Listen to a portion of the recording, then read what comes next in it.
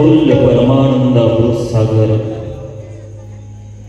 भगवान द्वारकानाथाच्या असीम कृपेने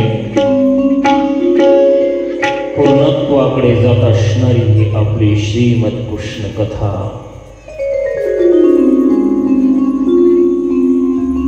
उत्पत्ती प्रलय आणि स्थिती ज्या भगवंताच्या हातामध्ये आहे त्या द्वारकानाथाचा काल अवतार झाला आणि त्या गोकुळामध्ये आता तो काना तो लाला वाढत आहे। त्याच्या त्या ठिकाणी लीळा चालू आहे। तर मायबाप ज्यावेळेस भगवंत लीळा करत असतो ना त्याची एकही लीळा अशी नसते की तिच्या पाठीमागे कुठला कर्म धर्म संयोग नाही। त्या भगवंताला कुणाचा तरी पुत्र व्हायचं असतं, कोणाला तरी त्याला प्रेम द्यायचं असतं, कोणाला तरी त्याला भजन घडवायचं असतं। महाराज असा अलौकिक मनाला आकर्षित करणारा अवतार म्हणजे भगवान गोपाल कृष्णाचा। या जगामध्ये असे एकही माता नसेल आपल्या बाळा ती लाला कृष्ण काना म्हणत नसेल। मायबाप असा तो अवतार सर्व भगवान गोपाल कृष्णाचा काल आपण कथेमध्ये प्रकट केला।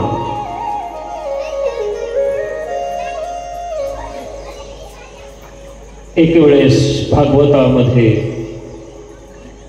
राजा परीक्षितीने शुकदेवाला विचारलं की जे धनंदाचे जे 2 मुलं आहेत ना त्या मुलाला शाप कसा लागला हे राजा परीक्षिताने विचारले आणि मी सुखमुनी निरूपण करत आहे। त्रेतायुगामध्ये जो रावणाचा पिता होता ना मायबापो त्याचं नाव विश्रवा। या मुलांना शांत बसवता का जरा? शांत बसता का बाळा? 2 मिनिटं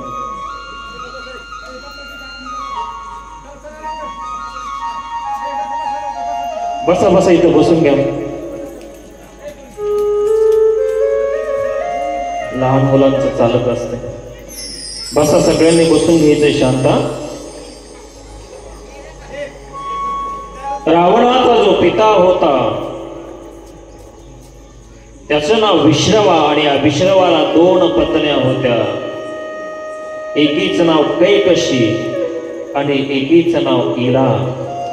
या कैकशीला रावण झालेला आहे आणि दुसरी जी होती इला तिला कुबेर झालेला आहे। धर्म नीतीने राहणारा हा कुबेर आणि अनितीने राहणारा तो रावण।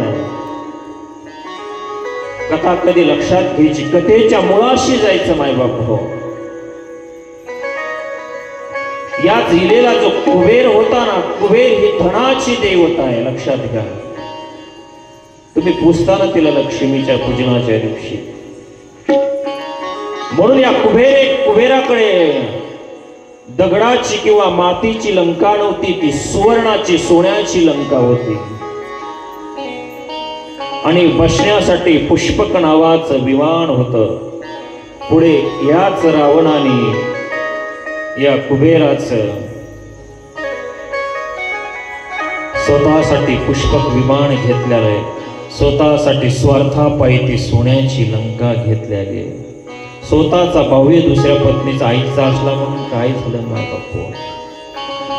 कदाचित होत असताना संसारामध्ये असंच, परंतु जी घेतलेली संपत्ती असते ना ती टिकत नाही। लक्षात घ्या, आपल्या कर्माने ज्यावेळेस आपल्याला मिळते ती टिकत असते।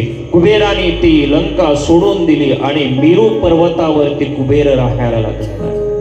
ही त्रेतायुगातली आख्यायिका आहे माय बापू। पुढे दिवस युग निघून जातो, पुढे द्वापार युग लागलेला आहे आणि मग त्या त्रेतायुगामध्ये याच कुबेराला 2 मुलं होते। नल कुबेर आणि मणिग्रीव नावाचे हे 2 मुलं आहेत कुबेराला। मेरू पर्वतावरती वैभ्राज नावाचं एक अरण्य असतं आणि त्या अरण्यामध्ये एक जलाशय, त्या जलाशयामध्ये हे जे कुबेराचे उन्मत्त असे असणारे खमिंडे असणारे दोन मुलं नल कुबेर आणि मणिग्रीव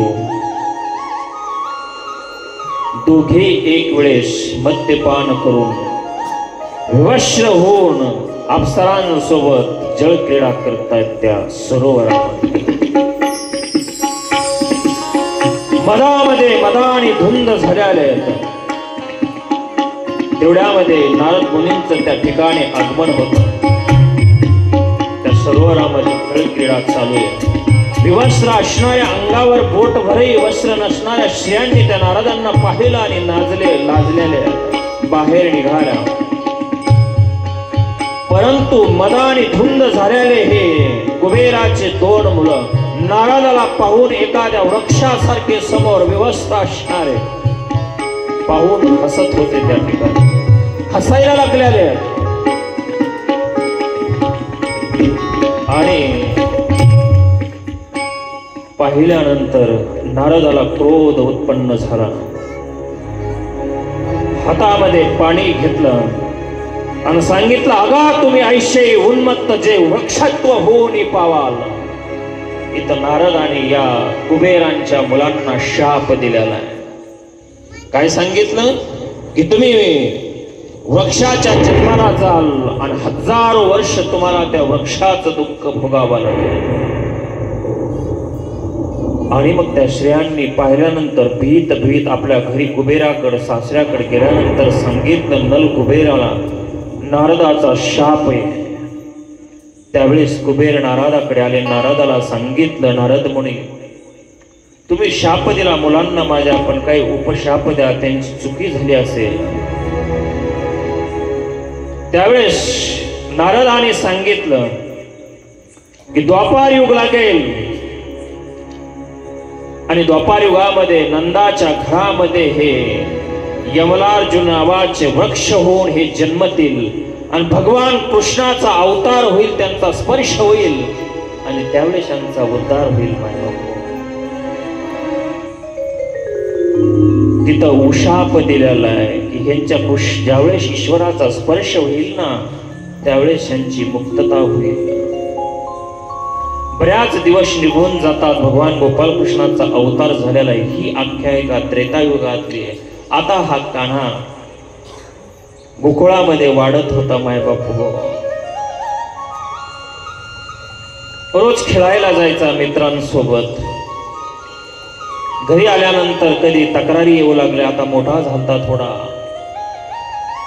आणि एक दिवशी मैया यशोदेला राग आला, कान्हा बस झाला आता तुझ्या खोड्या. रोज भांडण येते घरामध्ये. कानाला धरला, हातामध्ये एक छिडी घेतली आणि मारायला लागली. काना रडायला लागला, हातातून सुटला आणि पळत पळत जाऊन एका उखळावरती, आजच्या काळातले उखळ नव्हते, पूर्वी साळी काढल्या जायच्या मायबापू, आपल्या छातीत डोक्या इतके उखळ असायची, उलट करून त्या ठिकाणी उखळ ठेवलेलं होतं आणि त्या उखळावरती जाऊन बसला. थांब, पळतोस काय? तुला आता या उखळाला बांधते. घरामध्ये त्या कानाला ही लीळा करायची होती.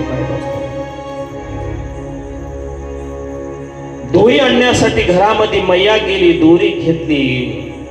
आता जाशील का गावामध्ये म्हणून बांधायला गेली उखळाला, तर 2 बोट ती दोरी रश्शी कमी पडली.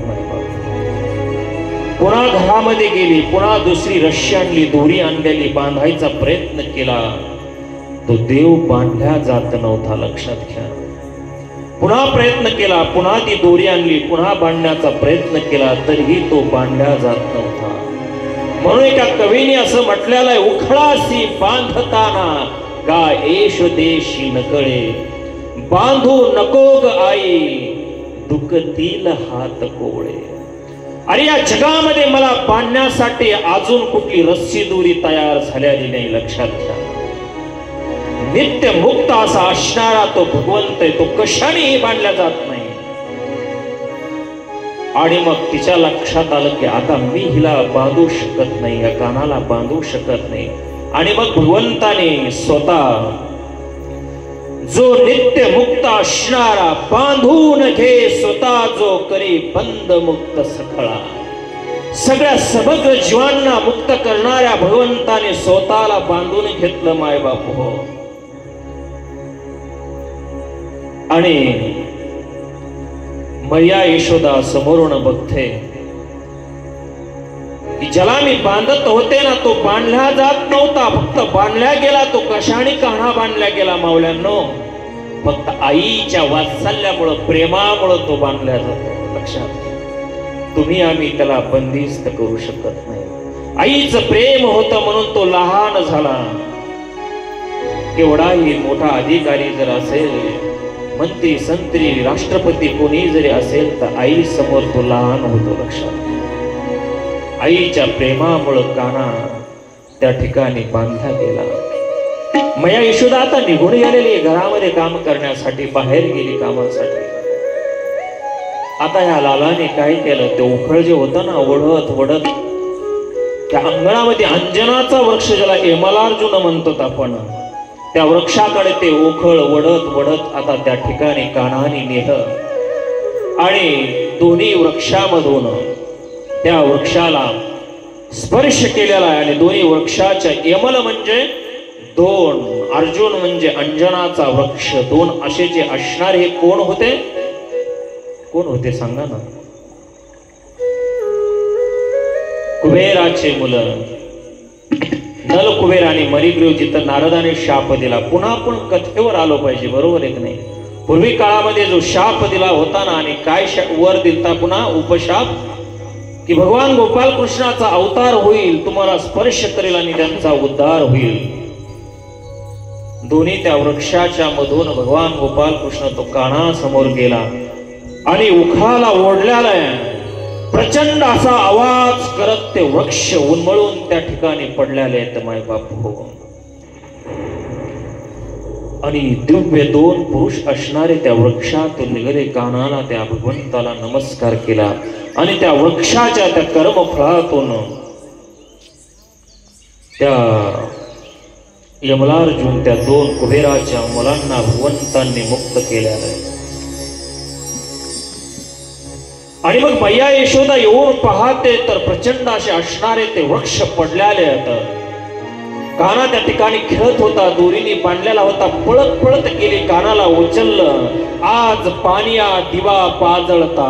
वाईट झालं होतं रे लाला, माझ्या कृष्णाच्या अंगावरती वृक्ष पटापटा जवळ घेतलं, त्या कान्हाला छातीला लावलं. घाबरली मैया, पुन्हा नाही बांधणार रे बाळा मी तुला. म्हणून तर त्या भगवंताचं नाव आहे उखळाला बांधलं दोरीने, म्हणून दामोदर. उदर म्हणजे पोट, दोरीने बांधल्यामुळं त्याला दामोदर एक नाम संज्ञा पडलेली. म्हणून त्या भगवंताचा एकदा जय करा. दामोदर भगवान की जय. असं त्या एमल अर्जुन नावाच्या पूर्वी असणारे कुबेराचे हे दोन मुलं. अनेक आता ह्या गोकुळामध्ये मायबाप हो, लक्षात घ्या, एक विचार करण्यासारखी गोष्ट आहे.